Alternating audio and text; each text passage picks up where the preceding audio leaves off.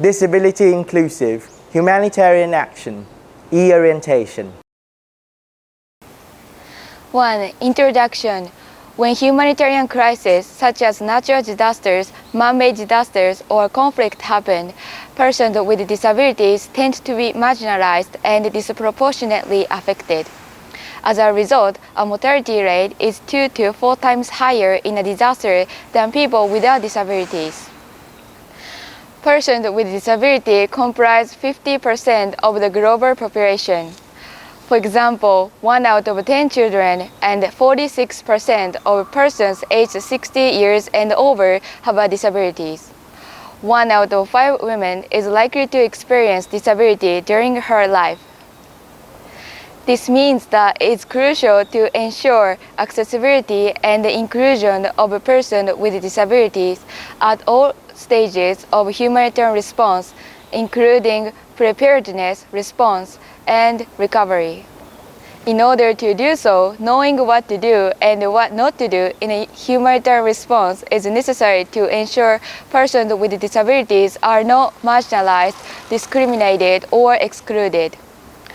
Disability inclusive humanitarian action contribute to improving accessibility for children, older persons, and visitors, including those who do not understand the local languages, and to meet needs of everyone with respecting diversity and leaving no one behind. This e-orientation provides an opportunity to learn basics on disability inclusive humanitarian action for humanitarian workers, municipality staff, site managers, and everyone engaged in the disaster risk reduction and humanitarian action. This e-orientation is based on the Interagency Standing Committee Guideline, Inclusion of a Person with a Disability in Humanitarian Action, published in 2019. 2. Convention of the Rights of Persons with Disabilities. In 2006, 192 states got together at the United Nations in New York and adopted the Convention on the Rights of Persons with Disabilities, CRPD, and protection and promotion of the rights of persons with disabilities got a global and national obligations among state parties.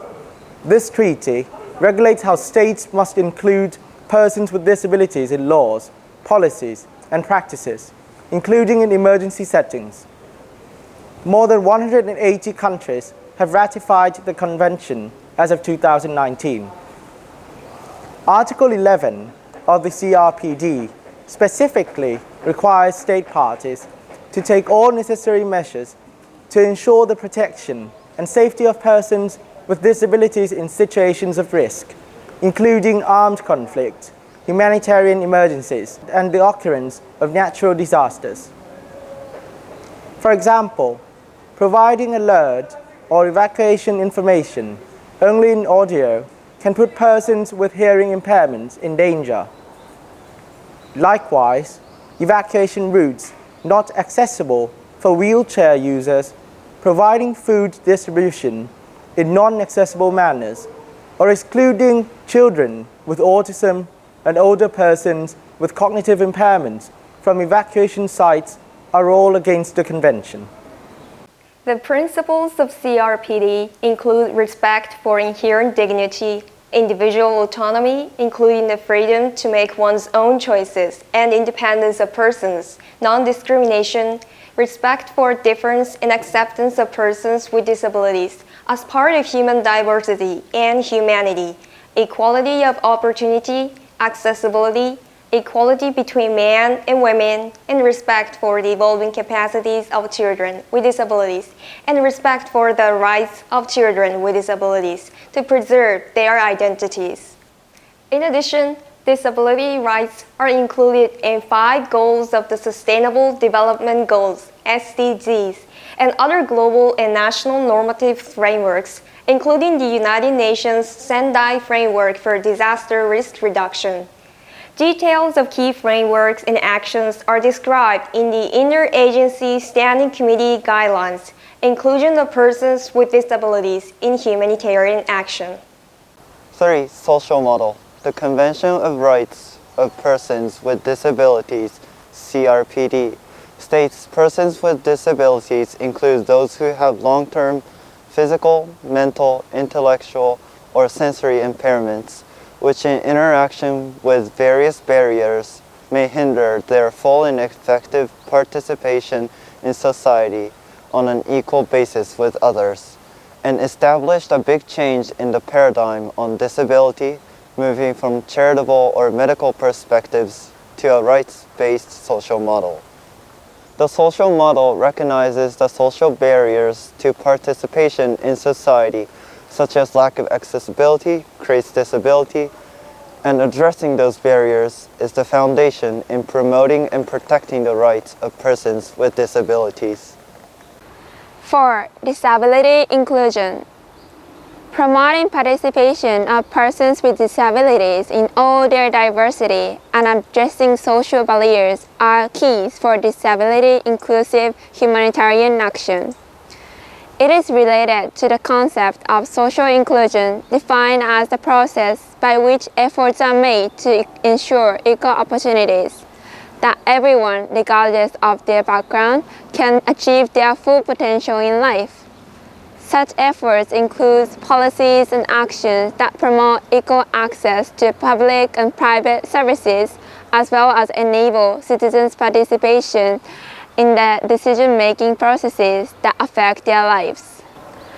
On the other hand, discrimination on the basis of disability means any distinction, exclusion, or restriction on the basis of disability that has the purpose or effect of impairing or nullifying the recognition, enjoyment, or exercise on an equal basis with others of human rights and fundamental freedoms in the political, economic, social, cultural, civil, or any other field. 5. Barriers. Then, what are the barriers in societies which prevents persons with disabilities full participation and inclusion? Barriers are factors in a person's environment that limit participation and create disability. There are elements that limit access to and inclusion in society for persons with disabilities. They can be attitudinal, environmental, or institutional. First, attitudinal barriers are negative attitudes that can be rooted in cultural and religious beliefs, hate, imbalance in the exercise of power, discrimination, prejudice, ignorance, stigma, and bias, among other reasons. Attitudinal barriers are at the root of discrimination and exclusion. Environmental barriers are inaccessible environments that create disability by causing obstacles to participation and inclusion. This includes physical barriers in the natural or built environment, which prevent access and affect opportunities for participation. In addition, inaccessible communication systems prevent access to information, knowledge, and opportunities to participate. Lack of services or problems with service delivery are also environmental barriers. Lastly, institutional barriers include law, policies, strategies, or institutionalized practices that discriminate against persons with disabilities or prevent their participation in society. Opposite to barriers are enablers, which are measures that counter the effect of barriers and provide for improved resilience and contribute to increased protection, which should be strengthened. 6. Diversity. It is important to note that the population of persons with disabilities is not a homogeneous group. Diversity of this population implies diversity of experience due to the way attitudinal, physical, and communication barriers to participation and inclusion in humanitarian action are experienced. These include those based on diversities in physical, mental, intellectual, and sensory impairments, combined with identity and experience linked to age, gender, ethnicity, location, and race. Persons with disabilities face different barriers, enablers, needs, and resources. Therefore, it is important to pay attention to individual differences in needs and preference rather than stereotypical misconceptions. In relation, depending on differences of individuals, persons with disabilities may experience multiple discrimination on two or more grounds. In such situation, discrimination and its effects can be compounded or aggravated. For example, discrimination against disability together with stereotype in gender-related aspect can intersectionally expose individuals to further disadvantage.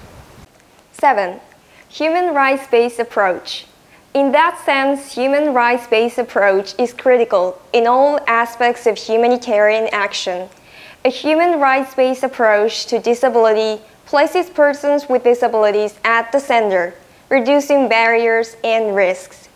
It calls for humanitarian actors to recognize the capacity of persons with disabilities to contribute to the humanitarian response as active participants and contributors rather than passive recipients of services. The first step is to include persons with disabilities in each stage of humanitarian action based on the principle of nothing about us without us. 8. Key concepts. There are several key concepts to get familiar with. First, accessibility is one of the core principles in humanitarian action. It is the right that persons with disabilities have to access on an equal basis with others to the physical environment, to transportation, to information and communications, including information and communications technologies and systems, and to other facilities and services open nor provided to the public both in urban and in rural areas. Accessibility is a precondition to the inclusion of all persons with disabilities. Universal design is an approach to increasing accessibility, which means the design of products, environments, programs, and services to be usable by all people to the greatest extent possible, without the need for adaptation or specialized design.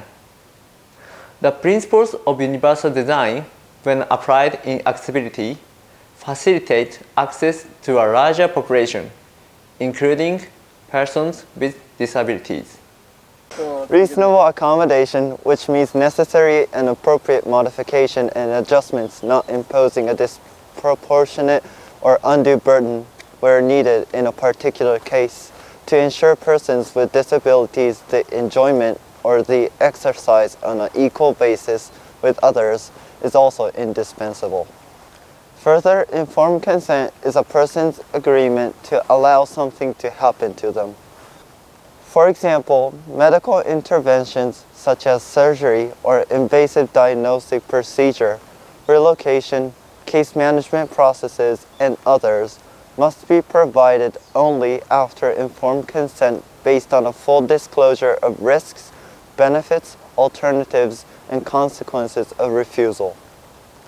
Persons with disabilities, particularly those with intellectual impairments and mental or psychosocial impairments, are often denied the right to express consent.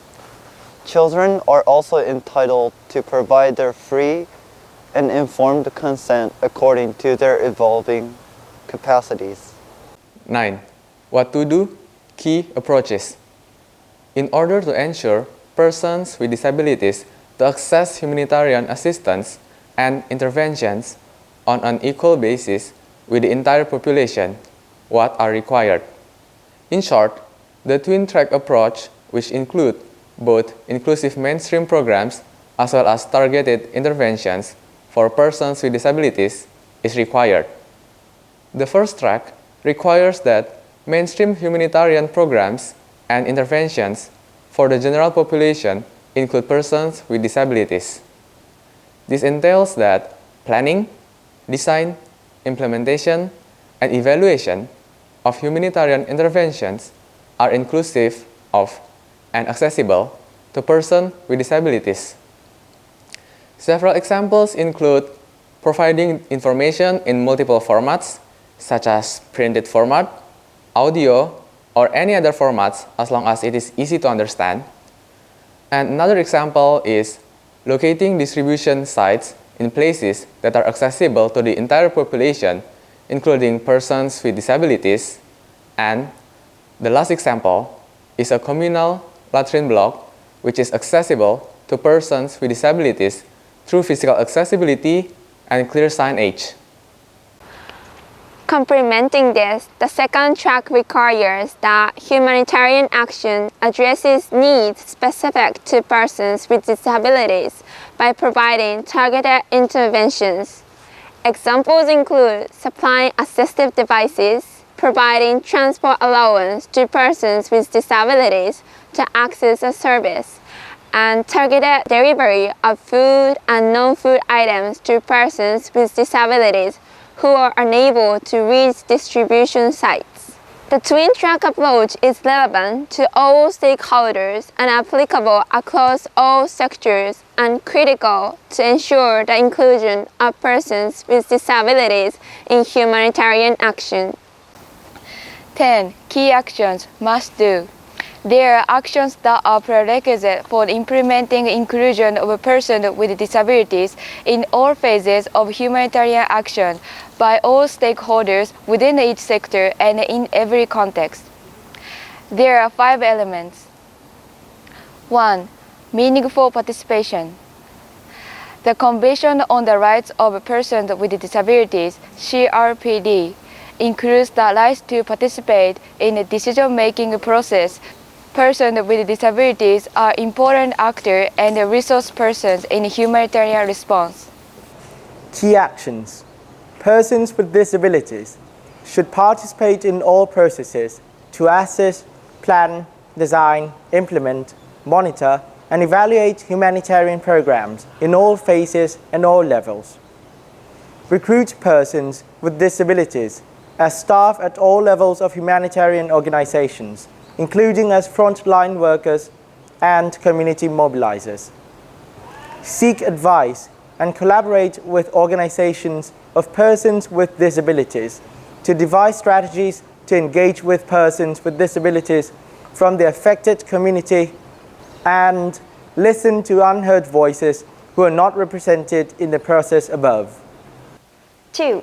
Removing barriers. Without removing barriers, there is neither inclusion nor participation.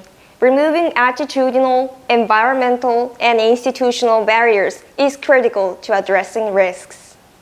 Key actions. Identify all attitudinal, environmental, and institutional barriers that prevent persons with disabilities from accessing humanitarian programs and services and enablers that facilitate their participation, and take appropriate measures to remove these barriers and ensure access to assistance and meaningful participation. 3. Capacity development and empowerment. Capacity development of humanitarian stakeholders, including organizations of persons with disabilities, on the rights, capacities, and inclusion of persons with disabilities, and capacity development of persons with disabilities on engaging in humanitarian action are key factors to empower both groups of stakeholders to collaborate and cooperate to ensure humanitarian assistance and protection are inclusive of persons with disabilities. Capacity development could include sensitization, training and learning sessions, coaching and mentoring staff, creating communities of practice, lessons learned and good practices exchange processes, technical support for applying new skills through advisory, help desk, and/or secondment of disability inclusion experts, adaptation of existing tools, induction and training. Key actions. As a priority, develop capacities of persons with disabilities and representative organizations of persons with disabilities in the field of humanitarian action and ensure that they are equipped with knowledge, skills, and leadership necessary for them to be able to contribute to and benefit from humanitarian assistance and protection. Build capacity of humanitarian workers to strengthen their understanding of the rights of persons with disabilities, barriers and principles, and practical approaches to inclusion to ensure they design and implement humanitarian actions accessible to and inclusive of persons with disabilities. 4. Data collection and monitoring of inclusion. To monitor inclusion, data on barriers and requirements of persons with disabilities are essential. Humanitarian data should include disaggregated data on disability to ensure humanitarian action planning, implementation, and monitoring are accessible to and inclusive of persons with disabilities. Data and information on risks and barriers faced by persons with disabilities should also be collected and analyzed to strengthen humanitarian stakeholders' understanding of obstacles to inclusion and enable them to develop and implement strategies to remove them effectively and to strengthen existing enablers to inclusion of persons with disabilities. Key actions. Humanitarian stakeholders, in partnership with organizations of persons with disabilities, should collect data on gender, age, and disability using a variety of tools tested in humanitarian contexts. For example, the Washington Group short set of questions and the UNICEF Washington Group model on child functioning can be useful. And use data on disability to monitor equal access, plan for implementation, and design of programs that are inclusive and ensure the participation of persons with disabilities in humanitarian action. In order to do this, inclusive budgeting is necessary. This means costs to address barriers, promote participation, and provide targeted activities for persons with disabilities are incorporated into the budget during planning. This includes factoring in costs for physical accessibility, reasonable accommodations, specialized non-food items, assistive devices, mobility equipment, and accessible communications. In addition, measures to increase awareness and address stigma and misconceptions among community members are critical. In doing so, promoting mutual support and mobilizing community members as supporters are important to strengthen community and individual resilience. For example, we initiated the Empower project, which promotes coming out by supporters with this magenta star logo. This logo indicates our willingness to support others and helps to link those who want support and those who want to support. It is a symbol of diversity and inclusion. After all, we all are different, and the differences make the world go forward with increasing options and possibilities. Providing various services and options based on different capabilities and different needs, and supporting each other in addressing social barriers are keys for success.